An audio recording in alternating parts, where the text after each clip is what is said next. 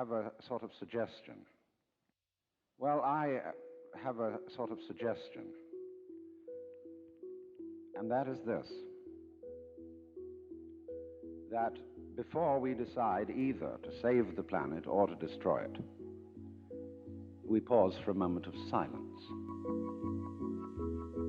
I don't mean that kind of grim silence which one observes when somebody says,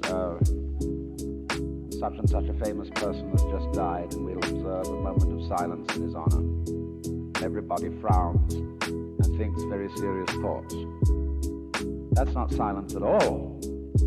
I mean real silence, in which we stop thinking and experience reality as reality is.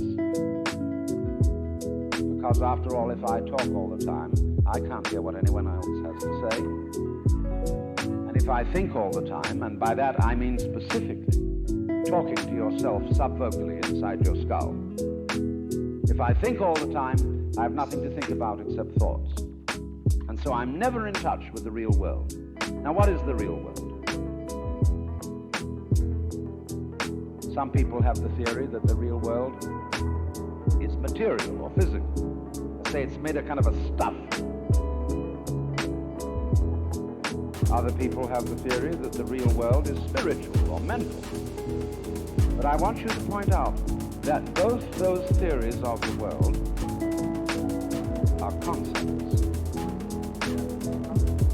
words. And the real world is not an idea, it is not words. Reality is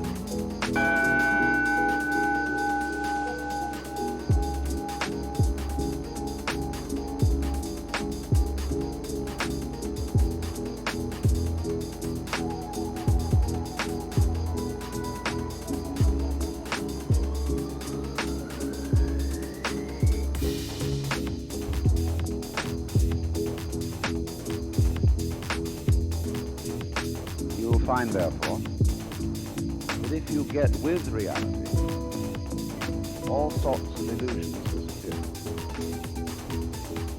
And I will mention several illusions that have not this kind of existence.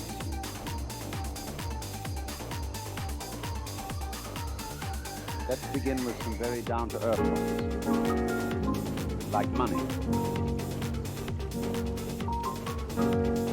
Money is a very useful method of accounting.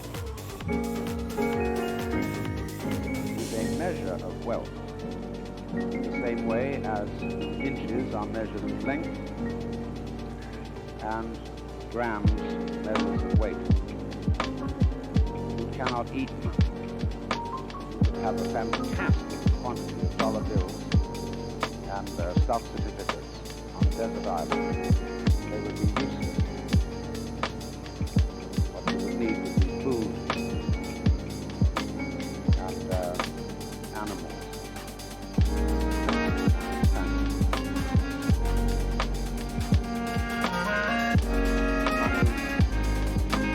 simply represents wealth in rather the same way that the menu represents it.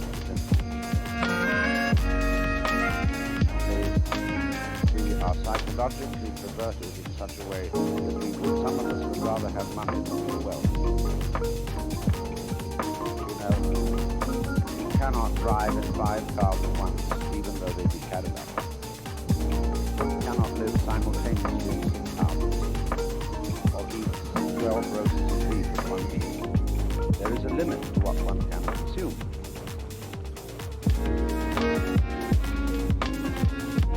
So that's one of the sort of institutions. Another is that we confuse ourselves as living organisms with our idea of ourselves. That is to say, with a conception of myself which is called the personality or ego.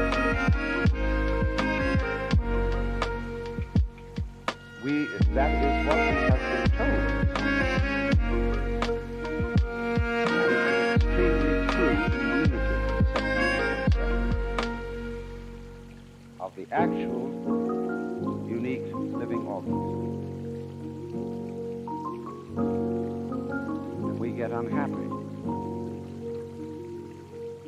because we're thinking of ourselves in this way, because we think, well, gee, I'm going to die. I once talked to a woman who came to me and said she was afraid of death. And we went into it in a long conversation. I said, what are you really afraid of? And she thought it over, and he said, you know, what I'm going to be afraid of is what other people are going to say. They're going to say, poor old Gert, she couldn't last it through. Because you see, who you think you are is entirely dependent on who people have told you you are. You're not that. Then another thing that bothers us is time. Most people nowadays say, I have no time. Of course you don't. Because you are not aware of the present. You know, the present is represented on your watch by a hairline that is as thin as possible as is consistent with visibility. And so everybody thinks the present is instead of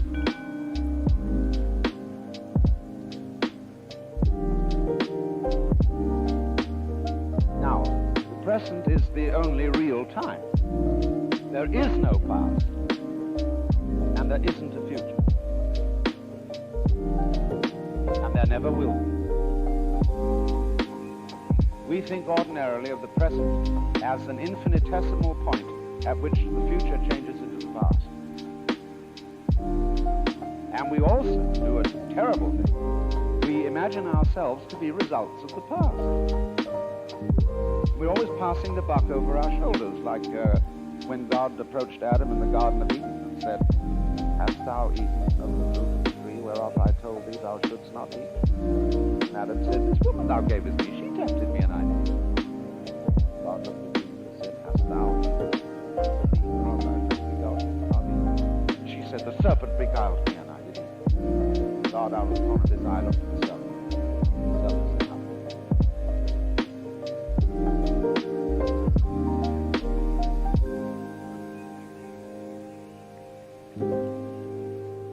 So you see, we're always passing the buck. We don't realize that the past is caused by the present, as the wake of a ship flows back from the prow. Now, the wake doesn't drive the ship any more than the tail wags the dog.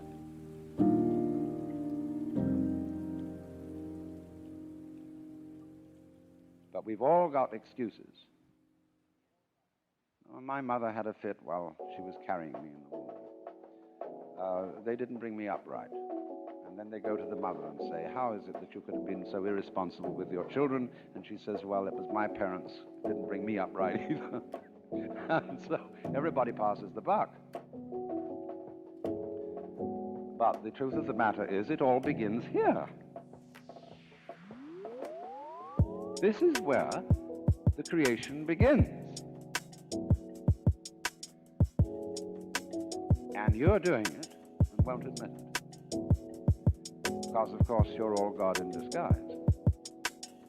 Jesus found that out, and they crucified him for saying so.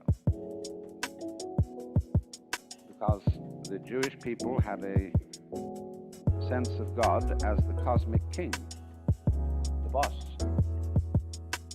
It was modeled on Pharaoh, on Cyrus of Persia. The King of Kings and the Lord of Lords was Cyrus's title. Kyrie eleison means Cyrus have mercy on us.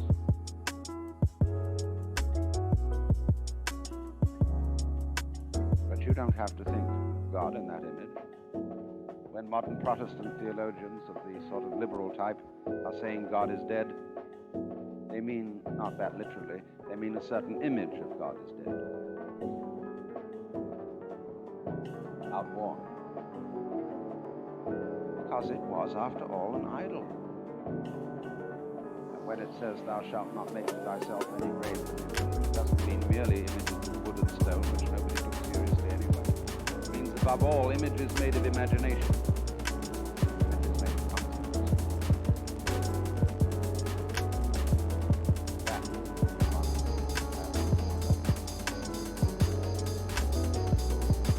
doesn't mean God is dead. Life is nothing more than a trip on the maternity ward of the crematorium. Much more.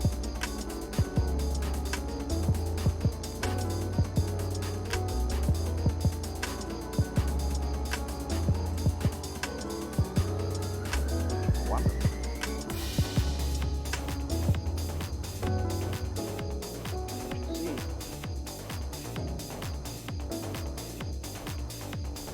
You can't see. Yeah. We can say God's reality. But if I call this sound of a gong, it isn't the same as this. The sound of a gong is a different sound. The sound of a gong, the sound of a gong, the sound of a gong, the sound of a gong. It's not.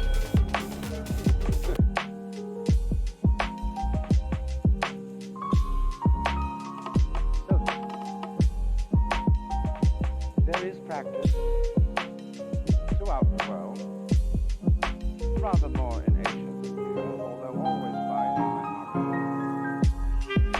A discipline called meditation. Yes, that's the word meditation in English doesn't have quite the same meaning, because when we talk of someone meditating, we think of deeply pondering about something. When the Orientals are asked, what do you meditate on? They look slightly puzzled. Don't meditate on it. Sanskrit is called Chinese. Chinese is called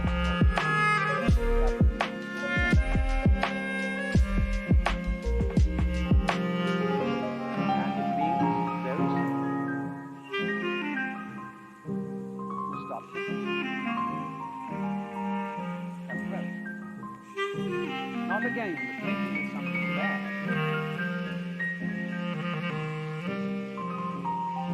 But if you don't, you have to stop thinking once you get the knack of that, you can do it even while you're thinking.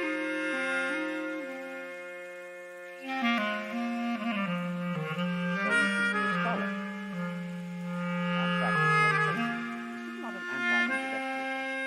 I imagine that most of you here are either in college or college educated. And the foundation of the intellectual life. Good scholarship requires that you meditate. But in saying that, I have got myself into a linguistic trap. Because you see, I seem to be pitching it as if it was something good for me. As if it would give you a better future. As if it would improve. Now, so long as such motivations and considerations exist, you're not meditating. We talk sometimes about the practice of meditation as if it were like practicing the piano, preparing for a concert. It's much more like the practice of medicine. It's when you say, well, I practice medicine. It means you do it every day. It's your way of life. So this is a very odd thing for Westerners to understand, and particularly for Americans. Because we are so fixated on the future. When we say we want to put something down, we say it has no future. Do you? Much better to have a present. Because if you don't, it's useless to make plans. Because when they work out, you won't be there to enjoy them. You'll be thinking of something else. So this is one activity which is curiously different from all others. It has no purpose.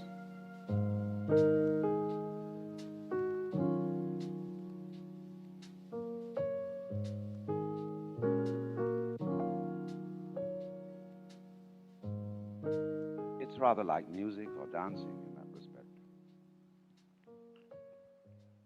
Why do you listen to music? Supposing there would be a culture with no music, would you consider that a high culture? But why do you do it? Well, some people say, well, we go to the concert to improve our minds. Well, if you do it that, you're not listening. Because you see, music is peculiar in that it is a marvelous pattern of sounds that doesn't mean anything. There is some inferior music that means something. What we call programming, like Tchaikovsky, 12 Overtures, or some illustrations such as the glutted cathedral, where it's creating visual pictures or imitating natural noises, the beat of horses' hooves or rollings of military drums and the sound of the waves, etc. Just imitation. Now, great music is composed by Bach or Mozart or Hindu music or some of the great contemporary doesn't mean anything except itself.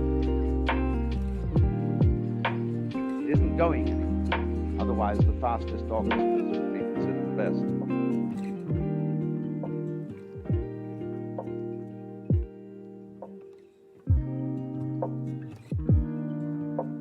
So we, in music, become centered.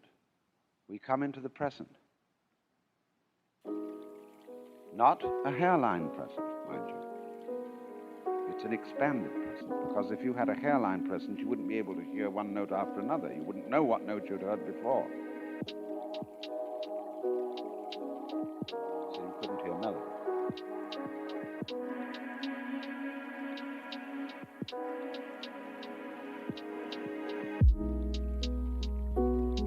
But in this, you are released into reality. That's why it is said that the angels in heaven have harps, and why they circle the throne of God and sing Alleluia, Alleluia, Alleluia, which, although it does mean hail to the Lord, doesn't really mean anything. When you really get swinging in Alleluia, it's just Alleluia. You don't think of the meaning of it. See? You can't think of the meaning of God. What does God mean? What is God useful for?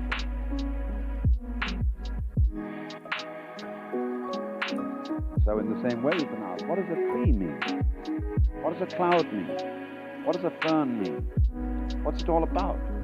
Well, we've got on all kinds of weird theories that ferns exist in a certain way in order to propagate themselves. Like birds do all this thing in order to lay eggs so more birds. And the whole point of that is that there shall be more birds still. It is a purely engineering approach to life.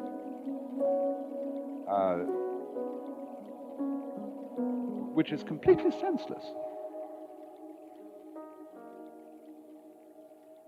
Things don't mean anything. Birds don't mean anything. Trees don't mean anything. Words mean something, yes, because they point to something beyond themselves. They're signs. But if you take words too seriously, you're like a person who climbs a signpost instead of going where it points.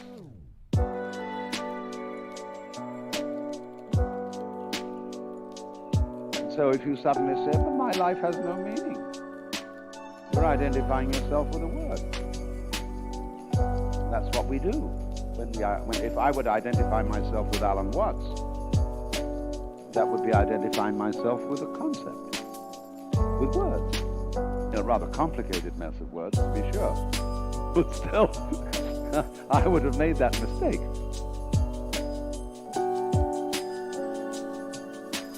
So then, it has to be understood about meditation that it's not an exercise, it's not a gymnastic, it's not the ordinary sort of self-improvement procedure. And one does it not to be good for you, but just because you dig it. Because at last you find yourself in the center, the eternal now, in which past and future drop away.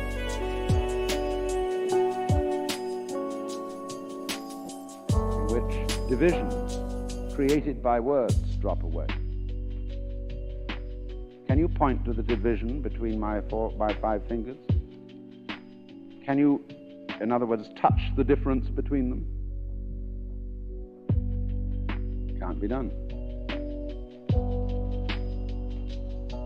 Because the difference is conceptual. True.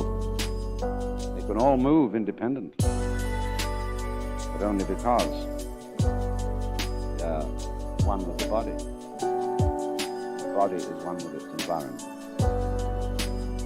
You cannot separate those. Like bees and flowers. Where there are no flowers, there are no bees. Where there are no bees, there are no flowers. They look very different, but they are essentially one organism. The head and the feet look very different, but they are parts of one organism. Not really parts. Parts is a mechanical word. I've got any spare parts. The organism doesn't have parts, it has features. Now, there's not very much point in merely talking about this. You can understand it only by doing it.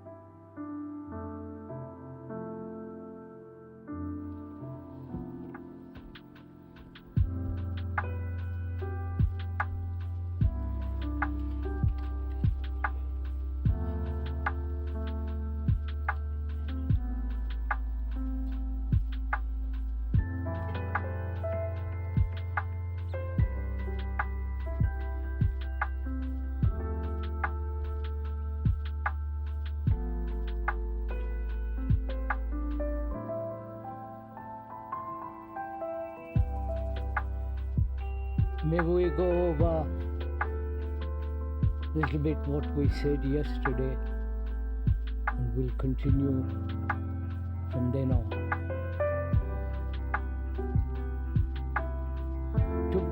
To put it briefly, what we were saying yesterday morning was that the world is in such a chaotic condition, fragmented, violence, every kind of human degradation going on. And it's one of the basic, irrefutable fact that all human psychology, all human state throughout the world, whatever country that one may live in, that all human beings suffer, that all human beings go through various forms of despair, depression, anxiety, and innumerable ways of fear, and the everlasting pursuit of pleasure. This is a common ground upon which all human beings stand.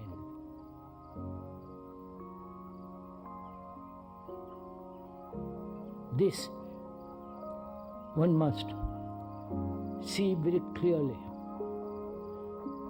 that there is no actual division psychologically, inwardly, inside the skin as it were, that we human beings are extraordinarily similar.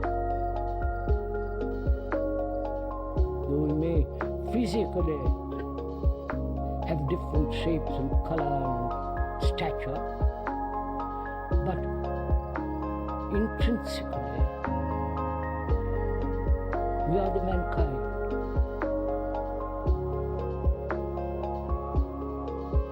You are the world and the world is you. And there is no such thing as really individual. No impacts, you will not like this. because we are all conditioned, educated, to think we are separate individual minds, souls, entities. But it's not a fact.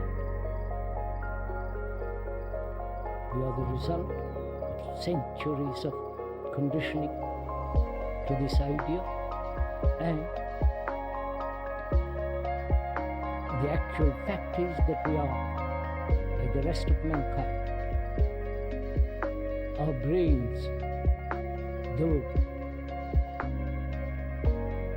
conditioned to a particular activity of a so-called individual, but actually we are not. We are the whole of mankind. And we said yesterday, when we actually realize this fact, which is irrefutable, we may logically tear it to pieces, but it is so.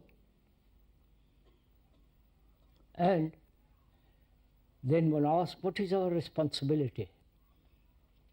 Not only to our own particular family, friends, and so on, but to the whole world, to the whole humanity of which we are. What's our responsibility? Do we see it? Do we act as a whole human being?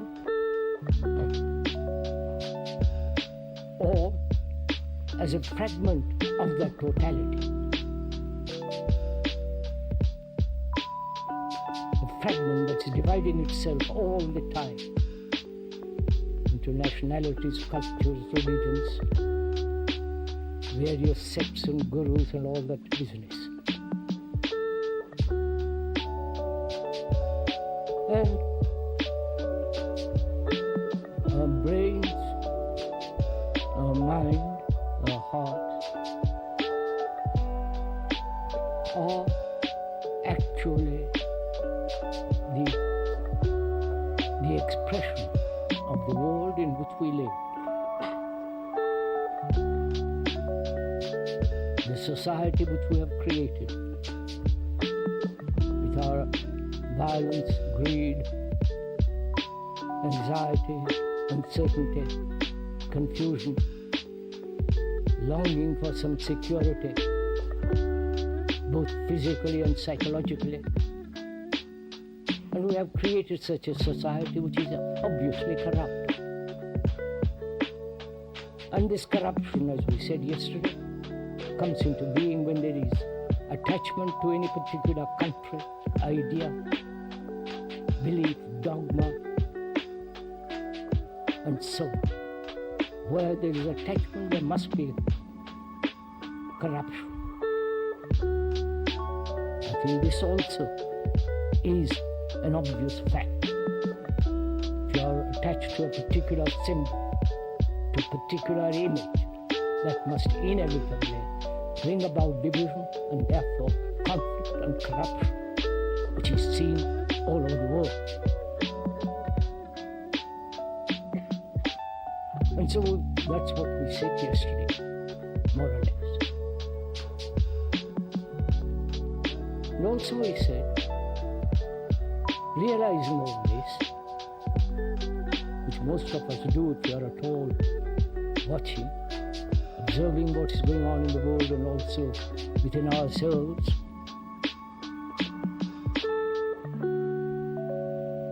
what shall we do?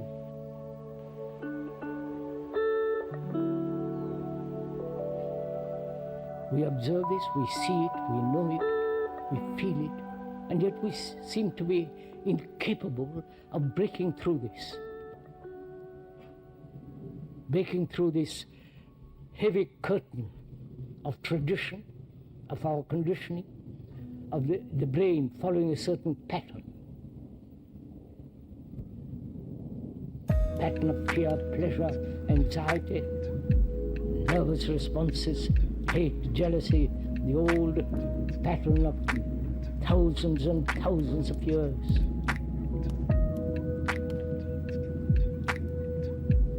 perhaps we are aware of this.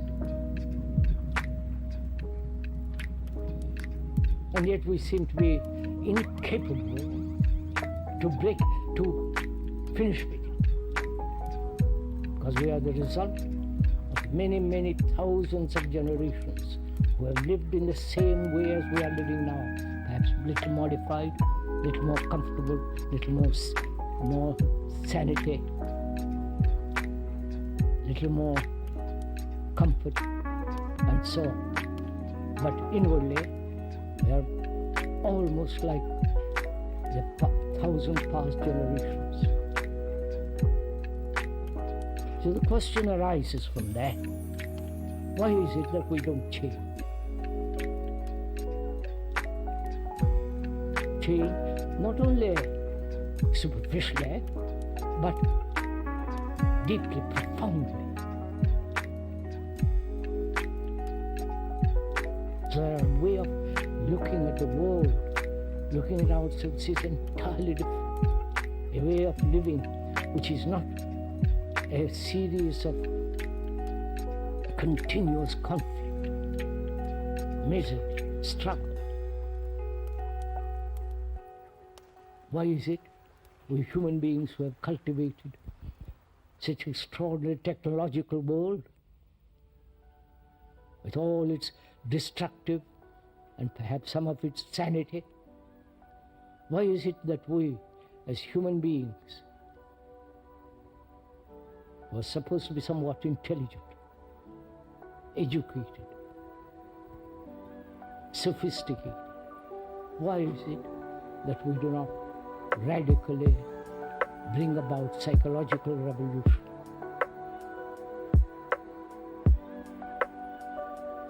If one asks that question, if you have ever asked it of yourself, and find that you're caught in your own experiences and the images that one has created, not only of the world, but of the so-called religious mind, which is essentially based on images and symbols and superstitions and hopeless illusions. And yet we go on, day after day, continuing with our fears, with our anxieties, uncertainties, confusions, sorrow, and so on.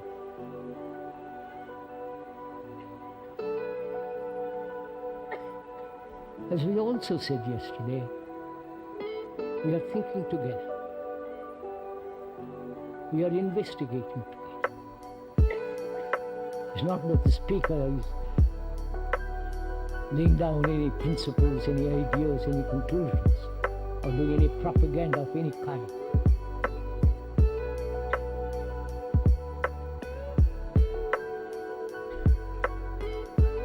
Unfortunately,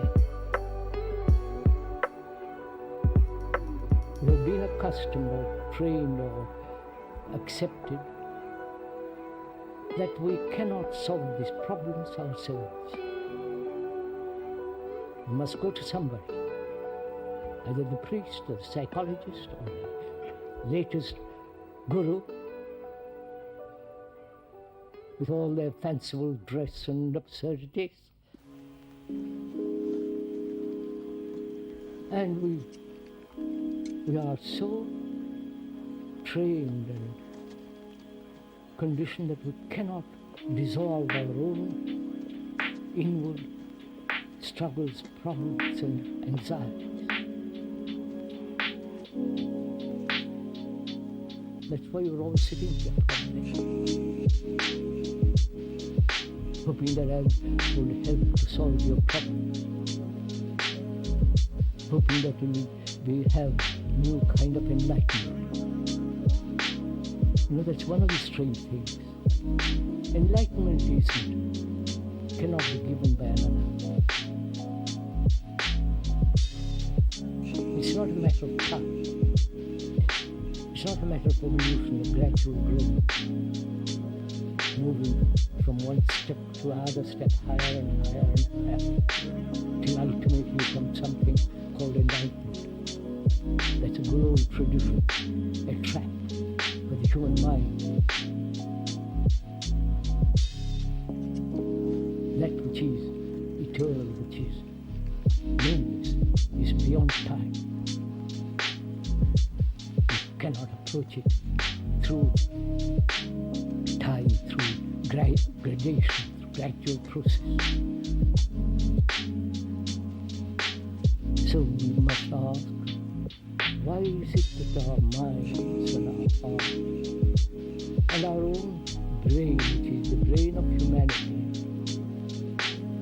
because your brain is not your brain, it's a brain that has evolved through millennia.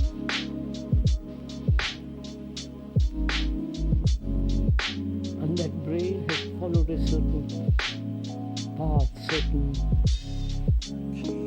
routes, certain attitudes and so on. And as the brain is the most important factor in our life, can that brain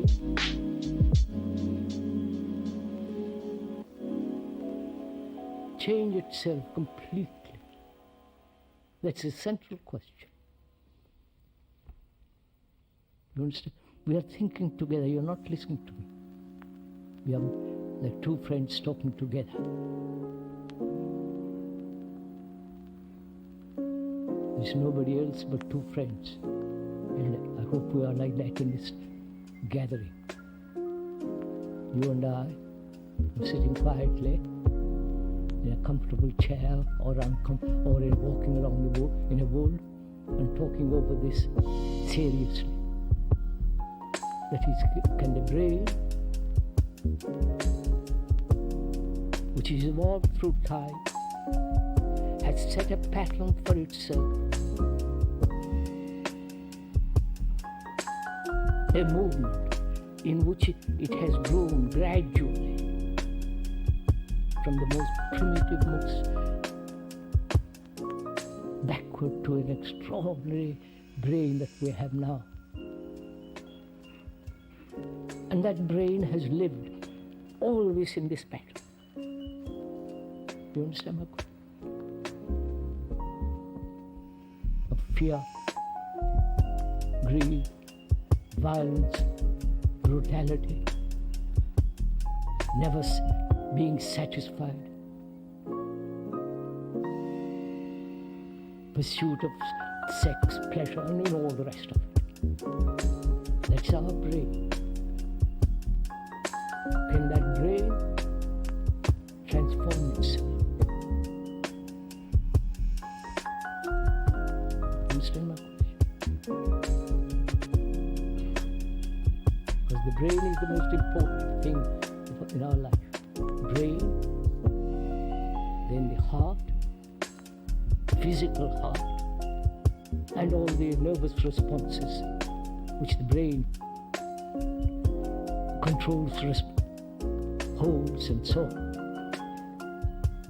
Can that thing transform itself? That's what we're going to inquire together during all these 4 talks, if you have the energy and the patience and the desire to discover for yourself.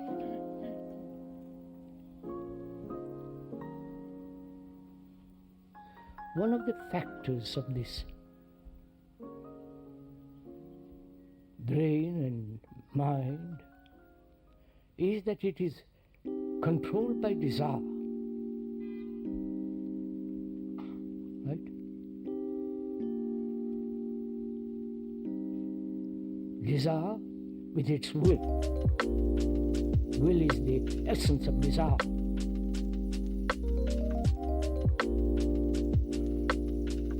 And we're always trying to become something. Like the clerk trying to becoming manager, the bishop becoming archbishop and the cardinal, ultimately the Pope, and the disciple trying to become like the Master.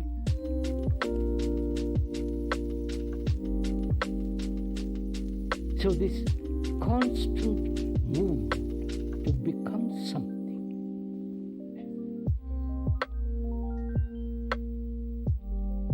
And if we don't become something, then we vegetate.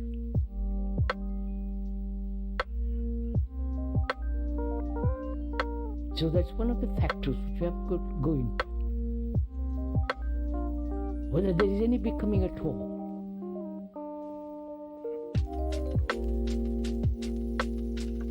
And this becoming is the urge of desire,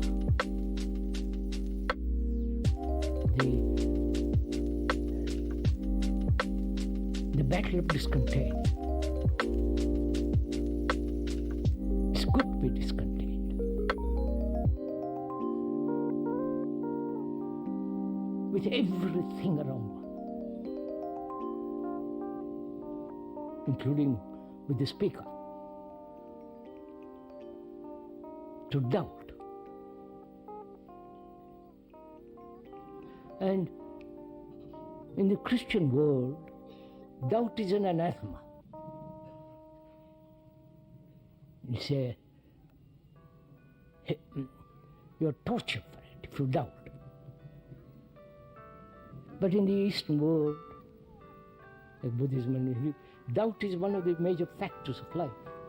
You must doubt. Because doubt purges the mind.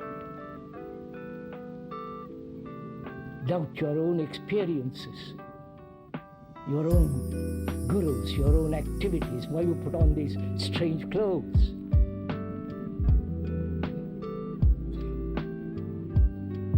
So doubt not only the experience, doubt the nature of desire, why one is caught in this. But we are trying to find out whether it is possible to transform the mind, not through more knowledge, not through more experience. Knowledge is always incomplete, and experiences are always incomplete naturally. So, we are trying to find out, investigate together. I am not investigating, and you are just merely listening. It's our responsibility together to go into this as deeply as possible. And when you leave the tent this morning, if you are at all serious,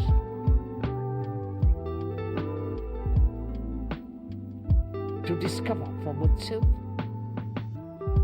that it is not only possible, it actually can take place. This is not a hope, an idea, a concept, an illusion that's satisfying, but to discover for oneself, without any persuasion, without any reward, without any punishment, without any direction, which means without any motive, which is very, you follow all this? Without any motive, to discover whether it is possible to totally transform the brain and its activities. Its activity is the movement of thought.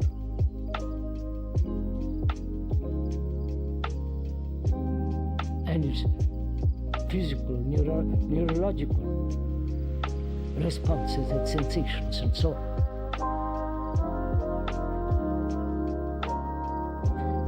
When this question is understood, that we are together investigating, and one of the factors of this investigation is that the movement of desire is constantly not only changing, but trying to move, trying to become something more and more and more and more. Right? It's not what I'm saying, it is so. If you go into it, you will see it for yourself. So one has to ask, why and what is the nature of desire? Why man has always, from the very beginning of time, is caught in this thing.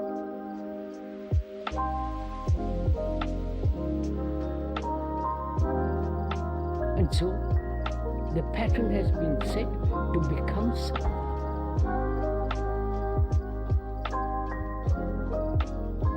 Which we are all trying to do all the time. I'm not so good as I was, but I will be. Or I will get over my anger, jealousy, envy, or whatever it is. Which is the constant movement in time to be something. Right? We are together up to now. And it has been one of the factors in life that those so-called religious people, the saints, who are peculiar people anyhow, the so-called monks, and the real sannyasis in India, not the phony ones who put on strange clothes, the real ones, have always said desire is one of the most destructive factors in life. Therefore, suppress it. Avoid it. Go beyond it. And therefore, to go beyond it, to exercise will, control, suppression.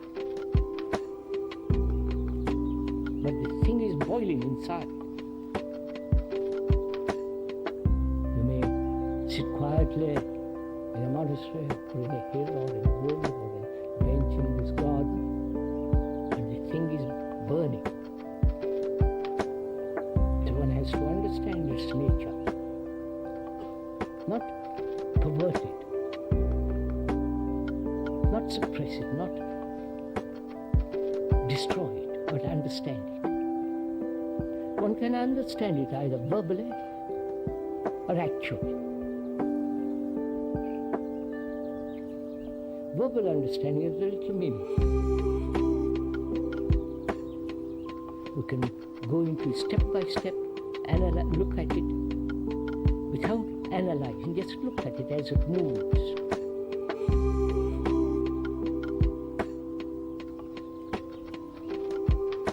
Then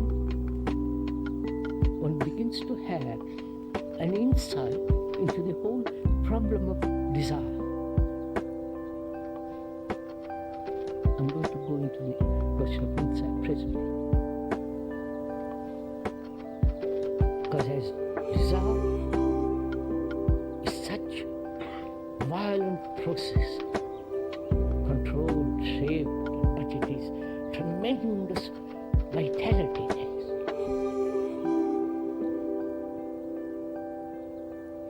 And it's one of the driving factors in our life.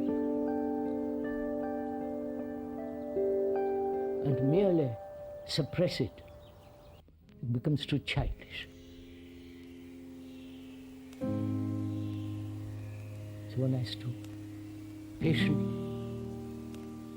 go into it, observe it, and see where discipline comes into this. You understand? You're following this? That's how we'll go into it. Desire has significance and vitality only when thought creates the image.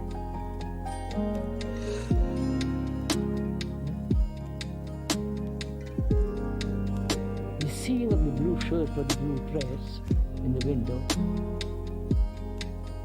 and they're creating the image of oneself in that shirt or in that dress. That's the beginning of desire. Understand what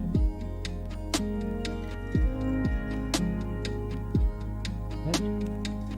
Right? Do we want to meet each other? That is, seeing, contact, sensation. If it stops there, it's natural. Otherwise, if one is not sensitive, you can't perceive the thing clearly. If your touch is not sensitive, then seeing, contact, sensation. Then begins thought creating the image, you in that shirt, or in that dress, or in that hat, or in that cup. Then desire arises.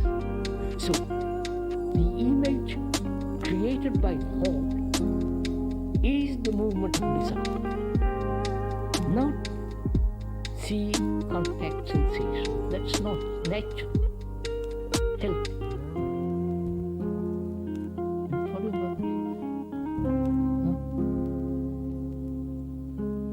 So, discipline, as we generally practice, is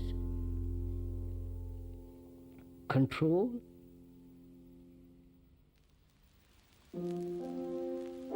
accepting the authority of a pattern, obedience, and so on, conformity, essentially.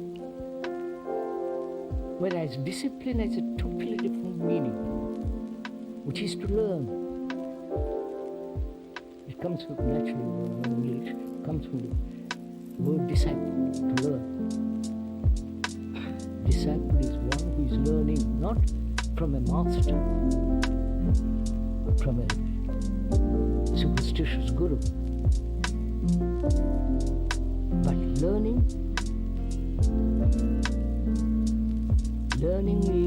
to learn means to observe. To observe the movement of see, contact, sensation, then thought creating the image and the flowering of desire.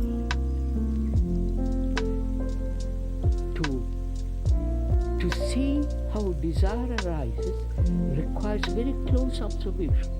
Right? That observation has its own discipline. That's where the observation is the learning. I wonder if you catch what you see. Right? Can we go on? Can go on. Somebody can say yes.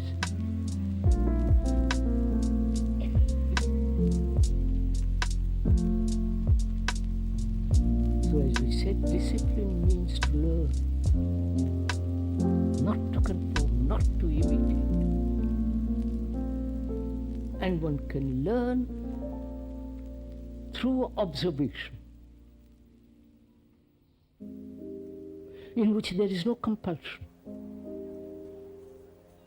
no comparison, because learning is taking place all the time as you're moving. Therefore, there is no sense I'm learning more. I wonder if you see it.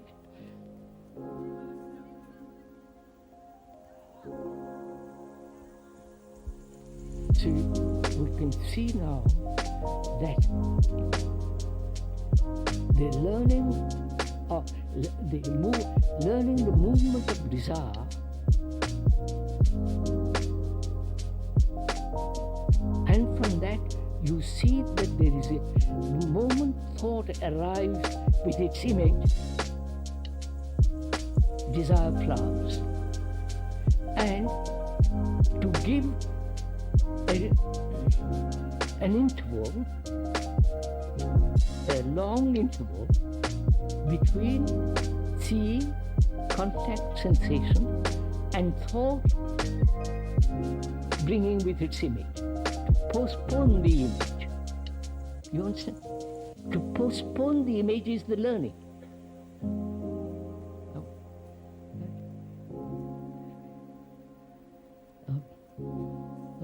Right? Good. So, and will is part of the desire. So desire is the movement of time. Right? Not the physical time, but the time that I will have that shirt. Right? So, in inquiring into desire, one begins to understand the movement of becoming.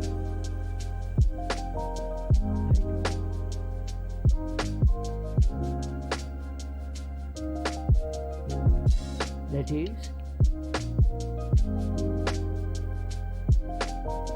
is there duality at all? You answer my question? Please, it's related to what we're talking. It's not something irrelevant. It's related directly to desire. That is, we live in opposites. A man